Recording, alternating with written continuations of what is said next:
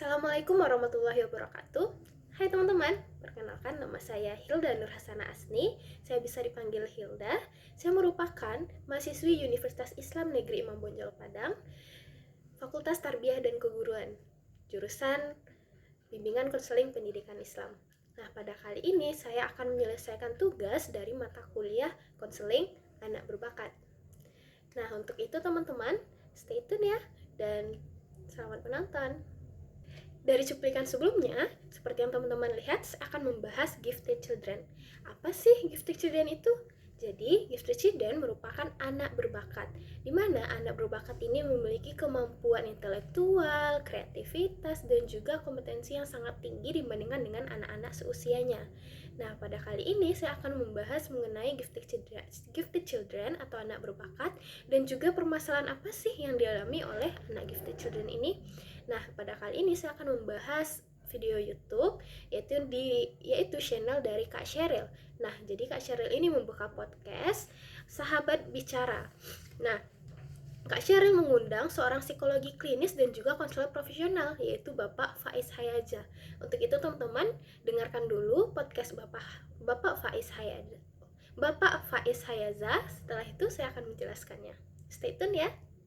Bahwa memang anak yang pertamanya itu adalah like the golden child of the father. Jadi seperti yang tadi Mas Faiz bilang, Yes. masuk akal. Yes, dan betul sekali. Saya lihat dari dia menyampaikan apa yang ingin disampaikan di video itu, anak ini cerdas.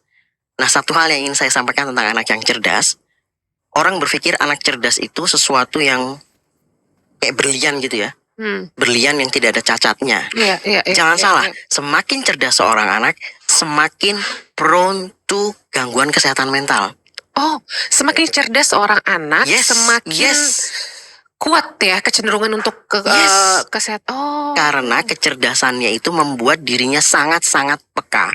Jadi kalau disampaikan terjadi self-harm, ini something yang terjadi sudah lama pasti. I see. Itu ada kecenderungan yang dibawa, kemudian terbentuk oleh situasi lingkungan, kemudian dinamika di dalam keluarga.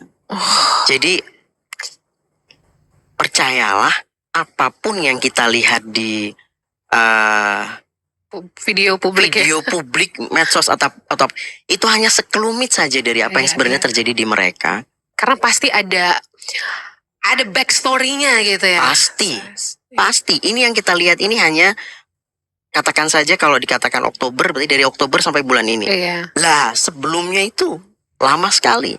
Dan bisa dipahami juga, kalau tadi saya berbicara tentang si ibu, sedemikian. Nah, teman-teman sudah melihat podcast Bapak Hayaza dengan Kak Sheryl. Nah, pada kali ini saya akan menjelaskan mengenai keterangan yang diberikan oleh Bapak Hayaza. Nah, banyak stigma mengatakan dan orang-orang mengatakan bahwasanya anak cerdas itu adalah berlian yang tidak ada cacatnya. Namun ternyata hal itu salah, teman-teman. Bahkan Bapak Hayaza mengatakan semakin cerdas si anak, maka anak itu semakin born to gangguan kesehatan mental. Artinya semakin cerdas anak, maka anak itu akan semakin tinggi terkena gangguan kesehatan mental. Kenapa demikian? Karena anak yang cerdas atau anak gifted itu dia peka terhadap lingkungannya, dia peka terhadap apa yang terjadi padanya, dia sensitif, bahkan perasaannya itu sangatlah sensitif dibandingkan dengan anak seusianya. Nah, hal itu bisa menyebabkan self-harm. Dia bisa menyakiti dirinya sendiri jika sesuatu tidak sesuai dengan apa yang dia inginkannya. Nah, hal ini juga dipicu dengan faktor lingkungan dan juga faktor keluarga. Karena orang-orang di sekitar anak gifted ini sangat berpengaruh penting bagi anak gifted ini. Karena itu, orang tua, teman-teman harus memahami keadaan anak gifted ini. Dan juga guru juga harus memahami keadaan anak gifted ini. Anak gifted ini, dia mudah bosan saat di kelas. Karena pelajarannya tidak sesuai dengan dia, bahkan anak gifted ini sempat kali melenceng. Kenapa demikian? Karena guru tidak memahaminya, karena orang tuanya tidak memahami kelebihannya, dan hal ini bisa menimbulkan gangguan kesehatan mental bagi si anak. Orang tua merasa bahwasanya anaknya tidak berbakat dalam hal ini, padahal anaknya itu cerdas di dalam bidang lain. Nah, untuk itu perlu perannya lingkungan keluarga, lingkungan sekolah, dan lingkungan teman-teman yang mendukung anak gifted ini. Nah, jadi segitu saja teman-teman. Lanjut ke mendengarkan podcast selanjutnya dari Bapak Hayaza. Katanya ada yang bilang bahwa anak itu terutama anak kecil ya, mereka bisa menerima vibrasi-vibrasi yang kita punya. Kalau kita lagi galau ya nggak tahu kenapa nih anak juga nggak tenang gitu ya. Kalau Bener kita lagi maksudnya. bahagia ternyata dia bisa. Bener. Ya. Itu bener banget. Itu bener banget.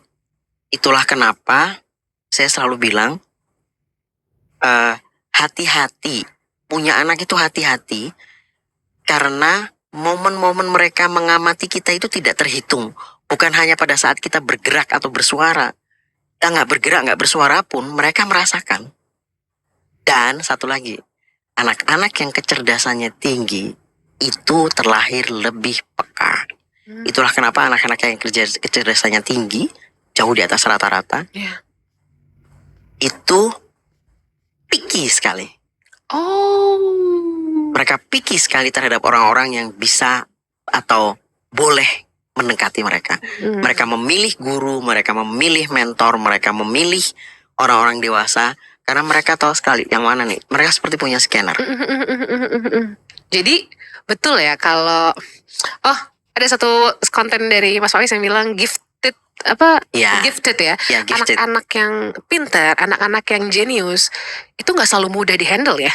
Wih, PR-nya banyak banget Mas. Aku pikir kalau anakku pintar tuh kayak easy gitu karena dia pintar bisa menerima siapa apa aja gitu. Tapi at some point kecerdasan itu merupakan berkah. Iya, Karena semuanya menjadi lebih mudah ditangkap. betul.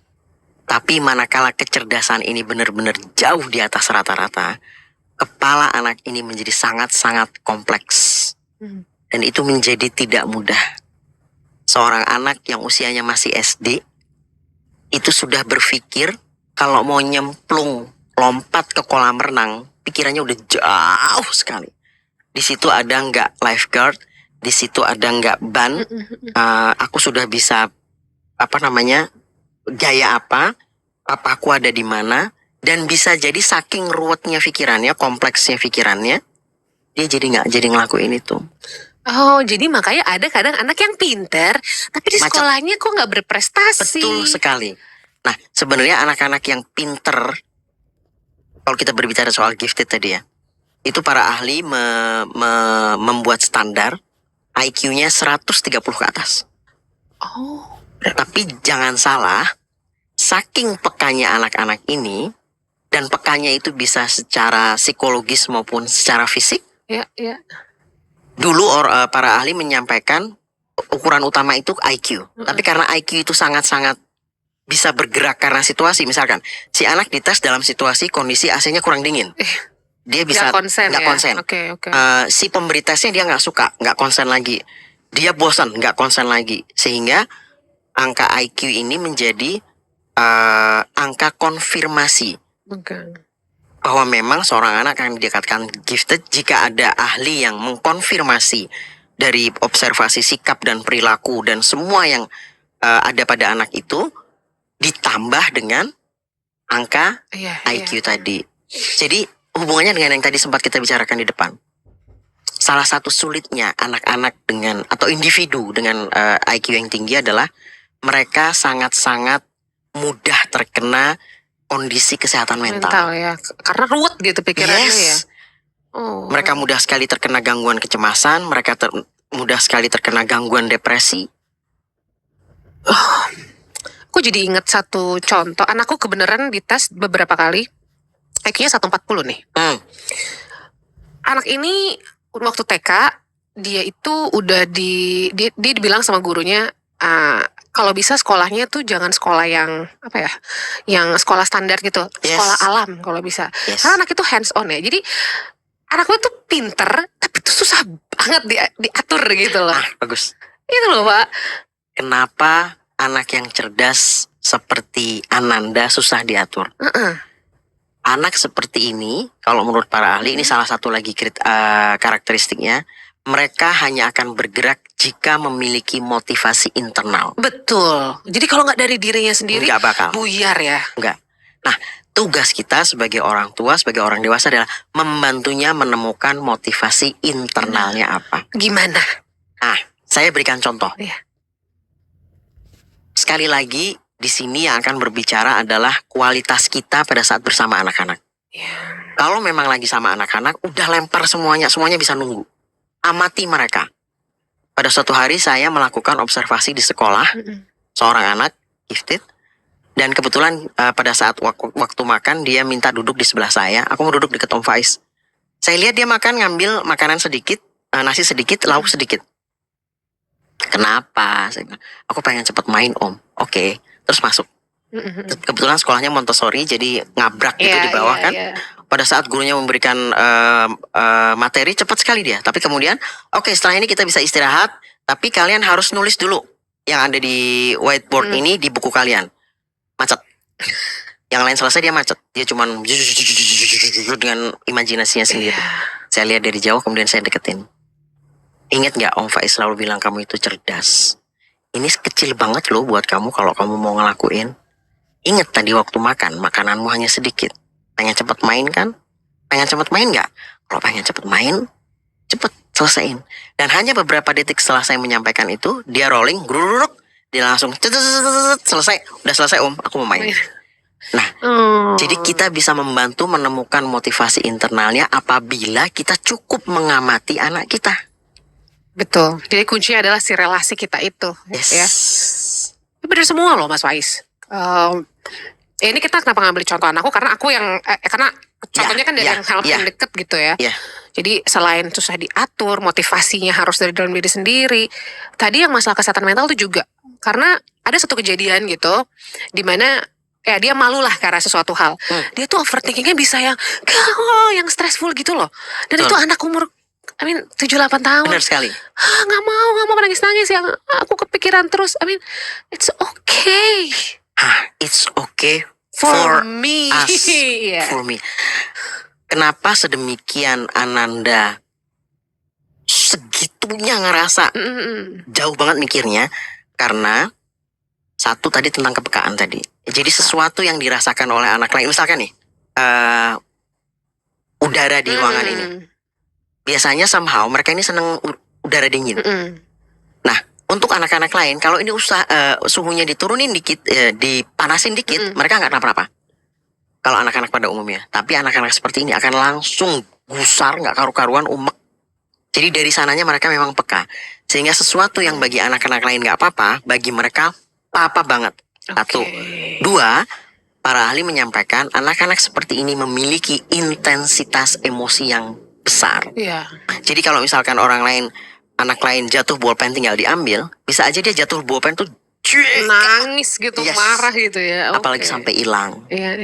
Jadi banyak hal dari anak-anak ini yang saya kalau menjelaskan kepada orang tua anak-anaknya gifted, Bapak Ibu, putra atau putri Bapak Ibu ini dari planet yang berbeda. Mereka punya cara berpikir berbeda. Mereka punya sikap dan perilaku yang berbeda. Sehingga memang, saya senang banget.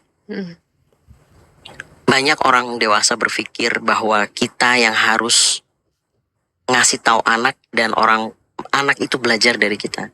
No. Yang tahu pasti seseorang tentang dirinya adalah dirinya sendiri dan Tuhannya. Even kita orang tua, even kita guru, even saya profesional. Sedikit cerita. Every time saya ketemu dengan seorang anak baru yang harus saya tangani, pada saat itu saya dengan sesadar-sadarnya berkata kepada diri sendiri, aku Faiz dan aku bukan siapa-siapa. Kamu seorang anak, kamu punya sesuatu yang tahu itu hanya dirimu dan Tuhanmu. Dan aku mau belajar dari kamu. Saya berharap semua orang tua punya spirit ini pada saat ketemu anak. Dan jika kita memiliki spirit itu pada saat ketemu dengan anak tahu Mbak Sheryl. Ada satu kejadian yang luar biasa. Anak ini masih balita, masih belum masuk TK, belum masuk SD. Waktu itu sesi observasi. Tapi saya yakin sekali anak-anak ini memiliki scanner yang luar biasa. Nah, pada saat selesai konsultasi dengan orang tuanya, kami berjalan ke arah area bermain. Saya tahu selama kami orang tua konsultasi, anak ini mengamati.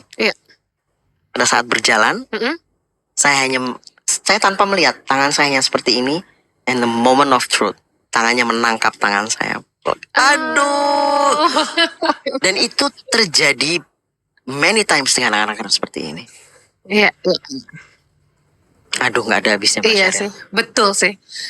Tapi berarti kita sepakat hari ini kita sama-sama mengingatkan diri sendiri, sama-sama belajar tentang ya anak kecil itu bernama manusia. Yap. Namanya manusia bukan anak kecil. Betul sekali. Iya. Betul sekali. Dan kita yang harus belajar dari Kita yang dia. harus banyak belajar dari anak kecil. Dan terutama memberikan apa ya, bahasanya tuh kayak kita tuh harus ada di situ gitu loh. Kalau kita lagi sama dia, ya kita bener-bener fokus Mindful. ke dia. Mindful. Itu dia Yes, bahasanya. exactly. Ya. Banyak sekali orang tua yang punya waktu banyak sama anaknya, tapi Bentar ya. tidak ada di situ. Gitu ya. Nggak ada gunanya. 5 menit, tapi sepenuh hati, sepenuh jiwa bersamanya, itu jauh lebih berarti. Mindful. Mindful parenting. Berarti Yes. penting sekali. Yes, Mas Faiz banyak banget yang kalau mau bahas ini bisa 2 hari. bener. Tapi apa sih mungkin yang bisa Mas Faiz sampaikan terakhir ke orang tua di luar sana berdasarkan pengalaman dan yang terjadi akhir-akhir ini, mungkin kasus-kasus yang banyak dikonsultasiin. Apa yang ingin Mas Faiz sampaikan? Kalau ada satu kata, karena saya memang nanganinya anak dan remaja, kasihan mereka Bapak Ibu. Oh, Kasihan mereka. Saya mungkin Mbak Sheryl sempat ada satu istilah di salah satu konten saya. Saya menyebut generasi anak-anak sekarang ini generasi layang-layang putus. iya. Banyak sekali yang mereka ketahui, yang mereka struggle sendirian dan Iya. orang tuanya nggak ngerti. Are we too busy atau kita nggak connected aja? Dua-duanya. Oke. Tapi dua-duanya itu entah tuh busy, entah nggak connected, itu sebenarnya bisa diselesaikan dengan kesadaran untuk peka dan mindful itu tadi.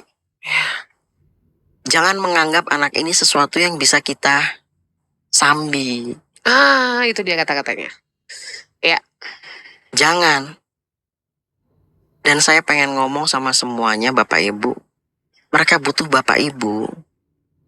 Apapun yang mereka temukan di luar sana itu hanya tembelan. Jadi, be there. Selama mereka masih ada di sekeliling kita, be there. Sentuh mereka, peluk mereka, senyum ke mereka, ketawa bareng sama mereka. Karena hidup ini bukan hanya tentang menanamkan konsep-konsep yang penting, tapi bersama dengan mereka menikmati setiap momen. Yes, betul.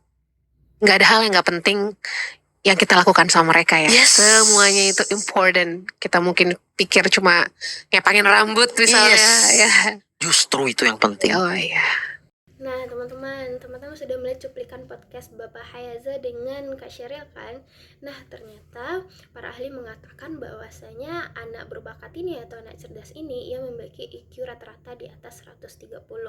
Nah, ternyata Bapak Hayaza bilang anak cerdas ini mudah terkena kesehatan mental seperti gangguan depresi, gangguan kecemasan. Nah, kenapa demikian? Karena anak cerdas ini memiliki sensitivitas yang sangat tinggi. Ia sensitif terhadap semua hal, dan juga anak berbakat ini atau anak cerdas ini dia juga perfeksionisme dalam segala hal. Jadi hal tersebut yang membuatkan si anak depresi dan juga seringkali stres. Jika misalkan si anak berbakat ini terlalu perfeksionisme, dia tidak mau satu hal saja melenceng dari dirinya. Dia tidak ingin satu hal saja berjarak dari hal yang sudah ia tentukan. Nah, jika itu berubah sedikit saja, itu akan menimbulkan stres berat bagi si anak. Kadang kita orang biasa, jika itu melenceng saja, kita mewajarkannya. Sudah biasa. Mungkin kali ini saya gagal, biasanya saya bisa mengulang lagi. Tapi bagi anak cerdas itu tidak. Dia harus bisa. Dan hal yang dia tetapkan itu harus terjadi. Gitu. Nah, ternyata para ahli mengatakan bahwa anak cerdas ini memiliki emosional yang sangat tinggi, teman-teman. Emosionalnya itu sangat tinggi, berbeda dengan kita. Anak cerdas ini memiliki emosional yang sangat besar. Nah, tadi Kak Sheryl sempat bertanya kepada Bapak Hayaza, kenapa sih anak cerdas itu atau anak gifted itu sulit diatur? Nah, Bapak Hayaza mengatakan ternyata anak gifted ini dia akan melakukan sesuatu dengan jika dia memiliki motivasi internal. Nah, artinya anak berbakat itu dia akan melakukan sesuatu jika itu diinginkannya. Kalau dari orang lain dia tidak akan melakukan apapun, harus ada dari dalam dirinya sendiri. Seperti yang dicontohkan oleh Bapak Hayaza, ada seorang anak yang makan di dekat Bapak ini. Nah, anak itu makannya sangat cepat. Ditanya dengan Bapak Hayaza, ternyata dia ingin pergi main, makan cepat-cepat biar bisa main. Nah, saat di kelas Bapak Hayaza memperhatikan semua anak-anak sudah menyelesaikan tugasnya, namun si anak ini yang duduk di dekat Bapak Hayaza tadi, dia tidak mengerjakan satupun. Dia tidak menyelesaikan tugasnya dan hanya sibuk dengan dirinya. Nah, Bapak Hayaza bertanya, kenapa kamu tidak mengerjakan tugas? Dia menjawab, saya tidak mau, Pak, katanya. Nah, Bapak Hayaza memberikan dorongan kepada si anak. Bapak Hayaza mengatakan seperti ini, jika kamu menyelesaikan tugas, maka kamu juga akan cepat keluar, kamu bisa bermain seperti saat kamu cepat makan tadi. Nah, setelah Bapak Hayaza mengatakan begitu, anak itu bilang, benar begitu, Pak? Iya, benar. Kalau kamu cepat menyelesaikan tugas kamu bisa bermain, kamu bisa bermain lebih cepat, bilang si Bapak. Nah, ternyata saat Bapak bilang itu, anak itu langsung mengerjakannya, dan mengerjakannya itu sangat cepat, seakan tugas itu memang dia sudah mengerti, memang dia sudah paham, bahkan dia mengerjakannya lebih cepat dari teman-temannya yang sudah selesai. Nah, seperti yang contoh yang dibilang oleh Bapak Hayaza, ternyata motivasi internal itu sangat penting bagi si anak. Karena apa yang ada di dalam dirinya, dia akan mengusahakan itu. Dan juga memang anak cerdas ini memang dia sudah pandai dalam hal itu. Terkadang dia terlalu malas untuk memulai karena motivasi internalnya itu tidak ada, teman-teman. Seperti itu. Nah, teman-teman, itulah sekilas video yang saya tampilkan mengenai review podcast Kak Cheryl dengan Bapak Hayaza, seorang psikologis klinis dan juga konselor profesional. Nah, setelah teman-teman memahami apa itu gifted children, apa saja permasalahan yang mereka alami, karakteristiknya, ciri-cirinya, saya berharap teman-teman bisa memahami mengenai anak gifted ini, karena tidak bisa semua orang disamakan, dan juga para orang tua, teman-teman itu berperan sangat penting bagi anak gifted ini. Dan juga untuk para orang tua, memanusiakan anak itu penting seperti yang dibilang oleh Bapak Hayaza. Saya berharap para orang tua di sana bisa lebih memahami anaknya, lebih meluangkan waktu untuk anaknya, karena anak itu juga manusia. Sekian dari saya. Assalamualaikum warahmatullahi wabarakatuh.